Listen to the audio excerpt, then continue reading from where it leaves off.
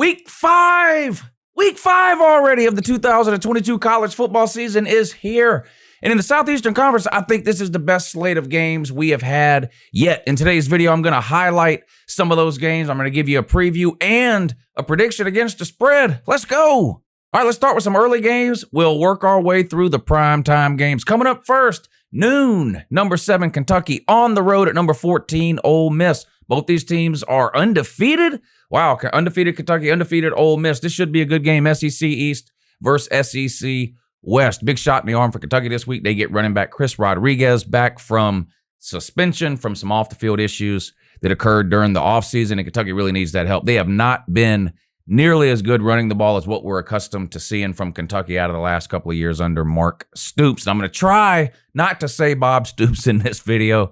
I don't know why I do that all the time. Mark Stoops.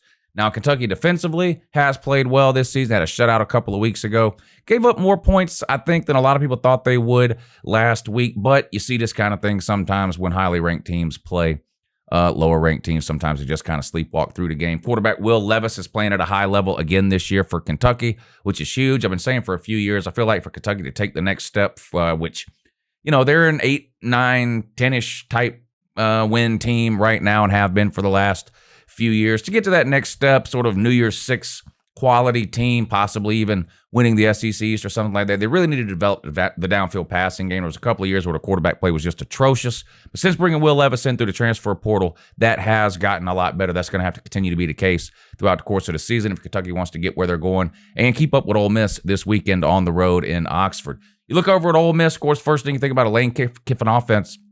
And they can throw the ball, and the quarterbacks are getting better every single week. There, they played a couple of quarterbacks this year. Dart and Altmaier both have looked okay. But Ole Miss running game is really what has kept their head above water this year. They have one of, if not the best running games in the SEC. Zach Evans has turned out to be an absolute monster, just like I thought he would. He was at TCU last year, transfers to Ole Miss, and he's just having an unbelievable season. The Lane Kiffin offense, of course, very unique, very hard to prepare for. They can attack you in a bunch of different ways. Defensively, I think Kentucky has an edge defensively here. It's not that Ole Miss has a terrible defense, but I do think Kentucky's defense is better. I do think this is going to be a pretty good game, and according to our buddies over on DraftKings, Ole Miss is actually a 7-point home favorite in this one. I think there's too many points. I'm not convinced Kentucky can win this game on the road. At home crowd at Oxford, the Grove, tailgating before the game. The crowd will be pumped up and ready to go. I do guess Kentucky catches a little bit of a break in terms of the crowd by having this game at noon. Crowds are a little bit more rowdy the later you get in the day for obvious reasons. But the crowd will be a factor in this game. Tough situation for Kentucky. I'm not convinced they'll win the game. I do feel like 7 points is too much, though. I think this is going to be a really good game. The combination of Chris Rodriguez being back for Kentucky offensively and the fact that Kentucky, I think, has played pretty well defensively so far this year, and I expect them to again in this game. For that reason, I am going to take Kentucky and the 7 points. And besides, they're in the SEC East, and let's be real, the SEC East is just way better than the West. All right, and coming up at 3:30, probably the SEC game of the week. I think this is the game most people are looking forward to watching the most. But number 2, Alabama. Wait a minute, is that right? Yeah, that's right. Number two. Alabama goes on the road to Fayetteville to take on Sam Pittman and the Arkansas Razorbacks, and I think this is going to be a great game. Arkansas coming off a heartbreaking loss last week to Texas A&M, last-second field goal, literally doinked off the top of the upright, tumbled backwards in the end zone, no good, and the Aggies hang on to beat Arkansas 22-20. Alabama absolutely destroyed Vanderbilt at home.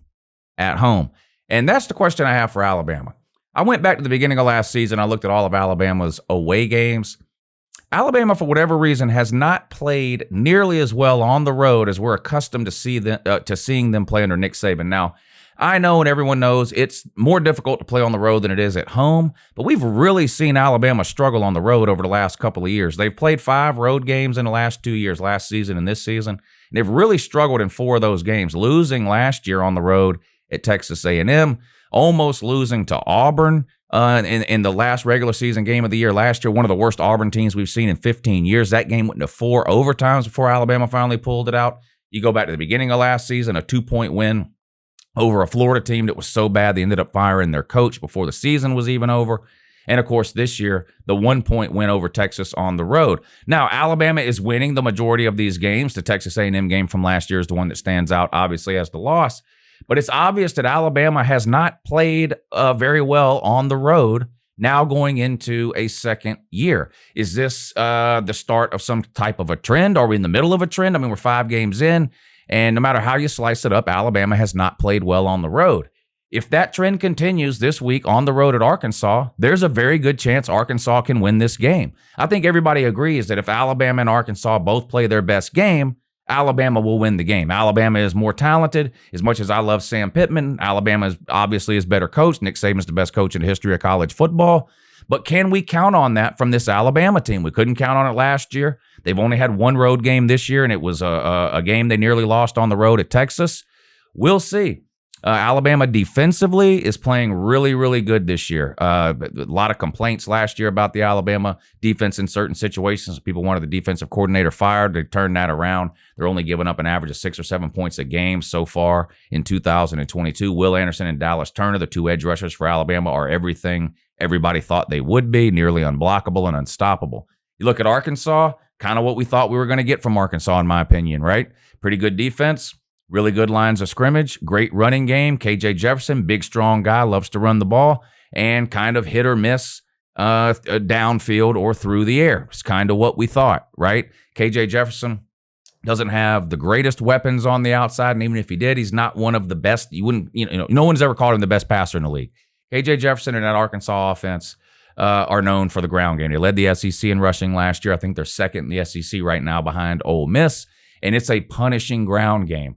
If Arkansas is able to stay on the field, get first downs, keep the chains moving, keep that Alabama offense off the field, obviously I think this game could be close, and that's what you need if you're Arkansas and you're trying to pull the upset here. According to DraftKings, Alabama's a 17.5-point road favorite in this game. And clearly, like I said before, if both teams play their best game, if Alabama plays its best game, I think Alabama can win this game by 17.5. Can we trust Alabama to play their best game on the road?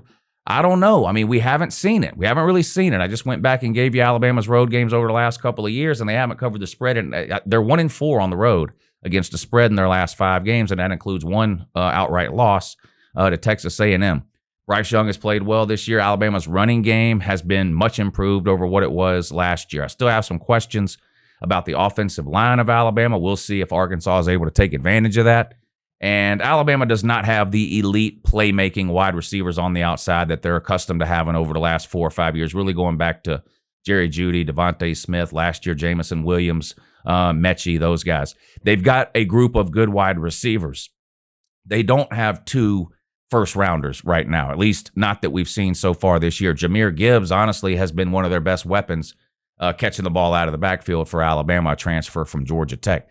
I think this will be a good game, and as a college football fan, I just hope this is a good game. This will be one that'll be fun to watch if it's close. I probably wouldn't bet any money on this game, but I just don't think you can lay 17.5 with Bama on the road right now, the way they've played the last 2 seasons on the road. And with Arkansas losing last week, how much of a backs-against-the-wall type mentality do we see from the Razorbacks? They're going to be all in this week, right? I'm going to take Arkansas on the 17.5 and just hope that it's a great game. Texas A&M on the road at Mississippi State, and again, Mississippi State's favored in this one by 3.5.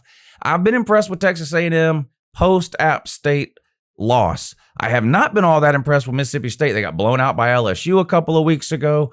That Mike Leach offense, we know what Will Rogers can do if he gets going. They throw the ball 45, 50 times a game, and they're capable of putting up 400 through the air at any particular time. I don't think it's going to happen this week. Like I mentioned earlier, Texas A&M's defense, I don't care what anybody thinks about Texas A&M overall. You can think whatever you want. Their defense is legit. They have a really, really good defense, and it's not just a one-year thing. Texas A&M has had a top 5 defense really going back 3 or 4 years. They haven't been worse than 3rd in the SEC defensively in the last 4 or 5 years. They're really good defensively. Their problems are on the offensive side of the ball. Jimbo's offensive philosophy, to me, appears to be a little outdated. He seems a little stubborn and hard-headed, unwilling to kind of change with the times. We'll see how much that hurts or affects Texas A&M over the rest of this season and going forward into seasons after. He's got a huge contract there at Texas A&M. He doesn't have a contract that's paying him to go 8-4 or even to win the SEC West every once in a while. He has a national title winning contract, and so far they have vastly underperformed from that.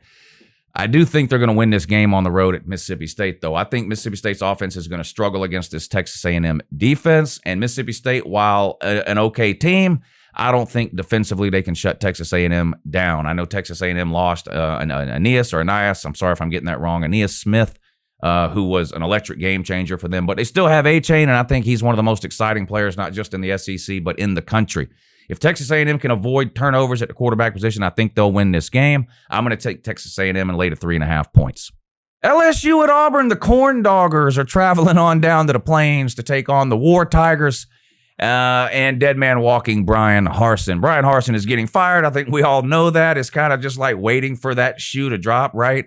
There was all the reports last weekend that had Auburn lost that game to Mizzou, Auburn was prepared to fire Harsin last weekend. And, of course, Brian Harsin does the most Brian Harsin thing ever by accidentally winning that game. And that's really the best way you can describe that game. Both of those teams tried for the entire second half and overtime to lose, but Missouri tried a little bit harder to lose than Auburn did, basically handing the ball over to Auburn at the end of that game, fumbling it into the end zone in overtime, just literally handing Auburn the win. One of the worst offensive performances from Auburn I've ever seen last week against Mizzou, who could be argued is the worst or second worst team in the entire SEC. It's down to pretty much Auburn, Vandy, and Mizzou at this point, and maybe South Carolina a little bit ahead of that. But boy, that Auburn offense is absolutely horrendous. TJ Finley just is not it at quarterback. They've played the other guy, Ashford, a little bit. He hasn't looked all that much better defensively. Auburn is still okay, but they don't look like the Auburn defense we're used to seeing over the last 6 or 7 years. Some serious problems going on at Auburn, I think, both on the field and in the locker room. Never mind the whole booster and administration situation and sort of the knife hanging over Brian Harsin's head constantly. LSU, on the other hand, like I said, a disappointing opening season loss to Florida State, which turns out Florida State might be a better team than we thought at the time. That loss definitely seems less embarrassing today than it did when it happened. It's still bad, sort of the way LSU lost that game with kind of the head-scratching special teams, miscues. But the point is that loss doesn't seem nearly as bad today as it did at the time. LSU's an 8-point road favorite at Auburn. I don't think that's nearly enough. They really put it on Mississippi State a couple of weeks ago. Seems to me like LSU is going to be the type of team this year that kind of gets a little bit better as the season goes along, which isn't all that unusual under a first-year head coach. There's a lot of kind of shock and awe when a new coaching staff comes in terms of they have their own ways of doing things. That, as far as going all the way back to spring practice, right? And then summer camp, fall practice. But now we're into the games, and Brian Kelly's sort of pregame routine and how he handles the team pregame is going to be different than what Ed Orgeron's was or what any other coach would be. And it can take a team a few weeks to kind of get adjusted to all those changes. LSU's got a lot of talent. They definitely got more talent on the roster, in my opinion, than Auburn does. And even though their quarterback situation isn't the best in the world either, it's a lot better than Auburn's. I trust that quarterback situation and that offense a lot more than I trust Auburn's. Auburn is lucky to have this game at home. It's their 5th straight home game to start the season. And their stretch of games coming up after this, Auburn, is just absolutely brutal. They got to play Georgia, and then they got to run through the rest of those teams in the West: Bama, Texas A&M, Arkansas, Ole Miss, Mississippi State. There's not a lot of wins left on the schedule for Auburn. They play Western Kentucky, I think, in November. And that's probably the only game they're going to be favored in the rest of the season. I don't think they win this one. Lucky win for Auburn last week at home in overtime against Mizzou. LSU ain't Mizzou, and I don't think 8 points is enough. I'm going to take the Corn Dogs on the road to cover the 8 points. And last but not least, your number 1 ranked Georgia Bulldogs are on the road for an SEC game this week. Their second SEC road game of the season already. They're traveling to Columbia, Missouri to take on a really bad Missouri Tigers team. And yeah, you have to be really bad to lose to Auburn, and that's what Missouri did last week, like I just talked about in the Auburn-LSU preview. People are going to point to Georgia's performance last week as a reason not to lay these 28 points. Nothing could be further from the truth. I'm going to tell you right now, take Georgia and lay these points. Georgia's liable to beat Missouri by 40. I agree last week's performance was embarrassing, but I told you last week leading up to the game, don't lay the points with Georgia. Georgia's a 45-point favorite last week. I said, don't do that. Georgia doesn't cover these big spreads against lower classification schools. They just don't. But look what they did to South Carolina on the road a couple of weeks ago. Huge spread in that game. Georgia covered it. Huge spread here again in this game, and Georgia is going to cover. I expect the defense to play lights out. I'd be surprised if Missouri gets to double-digit points, and I expect Georgia to get into the 40s.